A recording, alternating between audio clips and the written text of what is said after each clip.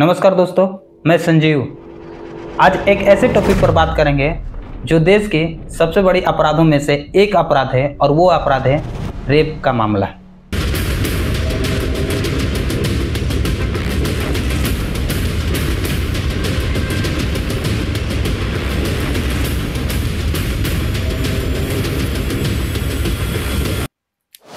निर्भया कांड 2012, Hyderabad gang rape and murder 2019, Calcutta rape case 2024। इसी तरह से एक नई खबर 17 जून 2025 को निकल कर आती है जो कि उड़ीसा से रहती है, और यह रहती है कि उड़ीसा के गोपालपुर बीच पर 10 विक्टिम ने मिलकर एक महिला के साथ दुर्व्यवहार किया और उस 10 विक्टिम में से 3 विक्टिम जो है महिला के साथ गैंग रेप किया। Gopalpur beach, there's been a gang rape reported of a young woman. We are told a 20-year-old young woman was gang raped in front of the friend who was tied first and assaulted, and therefore the friend was not able to defend as much. 8 suspects have been detained for the gang rape in Odisha. This is concerning. How and who are these men who think they can get away with such audacity? सवाल यह है, क्या महिलाएं आज भी देश में सुरक्षित नहीं हैं? क्या कारण है कि ये रेप रुकने का नाम नहीं ले रहे हैं?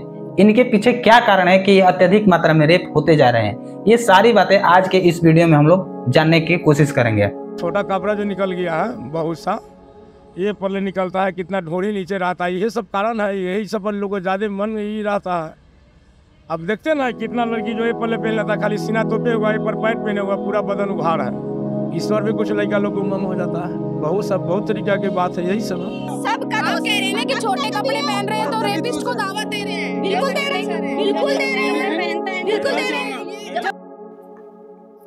देखिए, यदि आप भी यह चीज मानते हैं, यदि आप भी यह मानते हैं कि महिलाओं का रेप होने के पीछे का कारण उनके द्वारा प्रयोग किए गए शॉर्ट ड्रेस है, तो शायद आप गलत हैं। ऐसा इसलिए निर्भया कांड में निर्भया जो है पूरी तरह से ट्रेडिशन कपड़े पहने हुई थी, लेकिन फिर भी उसके साथ रेप होता है, दुष्कर्म काम किया जाता है। या फिर वे लड़कियां का क्या जो कि नाबालिग के कैटेगरी में आती है, 9 साल 14 साल की होती है, क्या वे लड़कियां भी शॉर्ट ड्रेस का कारण रेपिस्टों का शिकार बनती हैं? जहां 9 साल की एक बच्ची के साथ रेप और हत्या की गई।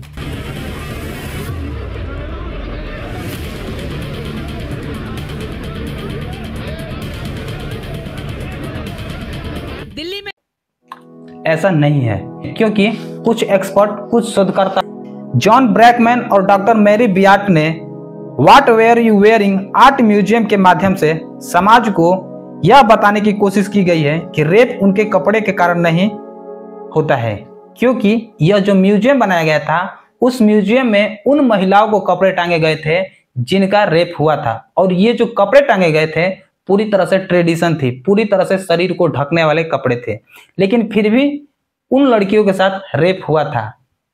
इस म्यूजियम के माध्यम से यह बताया गया था कि रेप होने का जो मेन कारण है वो कपड़े नहीं बल्कि कुछ और चीज है। और इस चीज को पता लगाने के लिए इस कुछ एक्सपर्ट जो है रेपिस्टों का साइकोलॉजी फैक्ट समझने के लिए रिसर्च करते हैं, और इन एक्सपर्टों में से एक भारतीय मूल की महिला भी है जिनका नाम मधुमिता पांडे है। अब मधुमिता पांडे जो है दिल्ली के तिहाड़ जेल में जाती है, और दिल्ली के तिहाड़ जेल में जाने के बाद जो है वहां पर मौजूद रेपिस्टों से बातचीत करती है, उनकी बयानें दर्ज करती है, और उस बयान के माध्यम से मधुमिता सिंह यह बताती है कि रेपिस्ट जो है और अपना अधिकार जमाने के लिए रेप करते हैं, या पीड़िता को जो है दोषी ठहराने के लिए रेप करते हैं। इसी तरह से एक और विदेशी मूल के एक्सपर्ट जिनका नाम है Samuel smithy man, Samuel smithy man ने रेपिस्टों का बयान लेने के लिए एक रिसर्च किए, और रिसर्च के माध्यम से यह बताएं कि जितने भी रेपिस्ट होते हैं उन रेपिस्ट का रेप करने का जो मेन उद्देश्य होता है वह बाहर के कारण से ज्यादा उनके अंदर मौजूद अंदरूनी से होता है, यानी कि अधिकार को दिखाने के लिए रेप करते हैं, जोर दिखाने के लिए महिलाओं के साथ रेप करते हैं, महिलाओं को अधिकार समझते हैं इसलिए जो है रेप करते हैं। इस मनोविज्ञान के साथ रेपिस्ट जो है महिलाओं के साथ रेप करते हैं। यहाँ तक कि कुछ ऐसे एक्सपर्ट हैं, उनका मानना है कि ये जो रेप होता है पुरुषों के द्वारा, ये जो पुरुष महिलाओं के साथ रेप करते हैं तो वो प्लेजर के लिए करते हैं, खुशी के लिए करते हैं। वो लोग होते हैं जिन्हें कभी भी प्लेजर नहीं मिलता है, समझिए। संगठन जैसे कि हूँ एनसीआरबी का मानना है कि रेप लैंगिक श्रेष्ठता को दिखाने के लिए किया जाता है, महिलाओं को अधिकार समझा जाता है, इसलिए रेप होता है, या और यातना और भय से आनंद होने के लिए जो है रेप होता है। ये कारण जो है हु और एनसीआरबी जैसे संगठन बताती है। ये जो अपराध है भारत में कम होने का नाम नहीं ले रहा है।